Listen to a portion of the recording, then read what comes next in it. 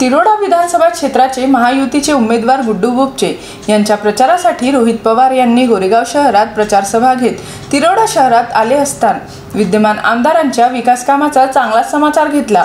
मागील निवडणुकीत देखील गुड्डू बोपचे यांना राष्ट्रवादी काँग्रेसने तिरोडा विधानसभा क्षेत्रात निवडणूक लढविण्याची संधी दिली होती, मात्र त्यांच्या अल्पमताने पराभव झाला असला तरी खचून न जाता त्यांनी सतत 5 वर्ष मतदारसंघातील लोकांच्या समस्या जाणून घेत समस्या सोडविल्या। त्यामुळे या निवडणुकीत देखील महाविकास आघाडीच्या वतीने राष्ट्रवादी शरद पवार गटाची उमेदवारी गुड्डू बोपचे यांना देण्यात आली असून त्यांच्या प्रचारासाठी युवा नेते रोहित पवार यांनी दवणीवाडा आणि गोरेगाव शहरात प्रचार सभा घेत विद्यमान आमदारांचा चांगला समाचार घेत महाविकास आघाडीची सरकार येताच तिरोडा गोरेगाव विधानसभा क्षेत्रातील समस्या प्राधान्याने सोडवू असे आश्वासन रोहितदादा पवार यांनी दिले आहे। जबरदस्त प्रतिसाद आहे। इथं असणाऱ्या लोकांनी कार्यकर्त्यांनी हे इलेक्शन हातामध्ये घेतलेलं आहे। बऱ्याच गावात मी गेलो, तिथं असणाऱ्या लोकांशी मी चर्चा केली।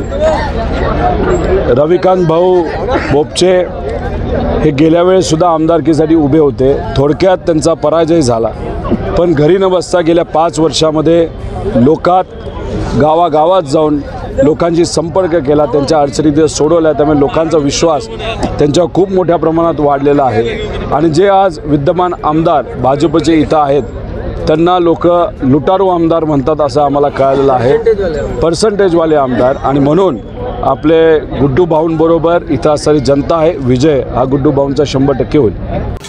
तर महाविकास आघाडीचे उमेदवार गुड्डू बोपचे यांनी मतदारसंघात निवडून येताच आपल्या मानधनाचा 60% निधी हा मतदारसंघातील जे विद्यार्थी शिक्षण घेऊ शकत नाही किंवा ज्या लोकांना आरोग्य सुविधा वेळीच मिळत नाही अशा लोकांवर आणि उर्वरित निधी दिव्यांग बांधवाच्या कल्याणाकरिता खर्च करणार असल्याचे सांगितले।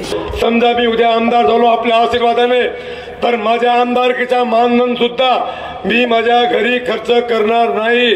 माझ्या आमदारकीचा जो मानधन असेल त्याची 60% राशी ही माझ्या मतदारसंघातील जे गरीब मुलं असतील, ज्यांचे आई वडील त्यांना शिकवू शकत नसतील किंवा एखादी माझी विधवा बहीण असेल, त्याची लहान लहान मुलं आहेत पण शिकायची इच्छा आहे पण पैसा नसेल, अशा मुलांच्या शिक्षणाचा खर्च तो आपण आमदारकीच्या माझ्या पगाराच्या 60%तून आपण करणार असं संकल्प मी आपल्या समोर करतो आहे। दुसरं, आपण आमदार झाल्या पहिल्या 4 महिन्यामध्ये 2 ॲम्ब्युलन्स घेणार आहे आणि आपल्या मतदारसंघामध्ये त्या 2 ॲम्ब्युलन्स आरोग्य सेवेसाठी ॲक्सिडेंट झाला असेल, मेडिकल कॅज्युअलिटी असेल, इमर्जन्सी असेल, अशा वेळेस ती मोफत सेवा आपण आपल्या मतदारसंघामध्ये आपल्या मायबाप जनतेला देणार आहे। आणि साहेब, तिसरं, माझं 20% राशी ही माझ्या मतदारसंघाचे हँडिकॅप लोक असतील, भगिनी असतील, मुलं असतील, अशा लोकांच्या उत्थानासाठी त्यांना जिथं काही आवश्यकता पडेल त्या ठिकाणी आपण आपल्या मानधनचा 20% रुपया हा त्यांच्यासाठी खर्च करणार। अशा प्रकारचा संकल्प आपण आपल्या मायबाप जनतेसमोर आपल्या पुढे ठेवलेला आहे। तर रोहितदादा पवार यांना ऐकण्याकरिता हजारो लोकांनी गर्दी केली असून 20 नोव्हेंबरला होऊ घातलेल्या विधानसभा निवडणुकीत गुड्डू बोपचे यांना निवडून देऊ असा विश्वास मतदारांनी रोहितदादांना दिला आहे।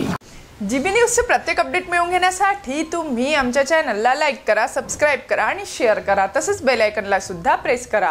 आपला जिल्हा, आपली बातमी, जीबी न्यूज गोंदिया।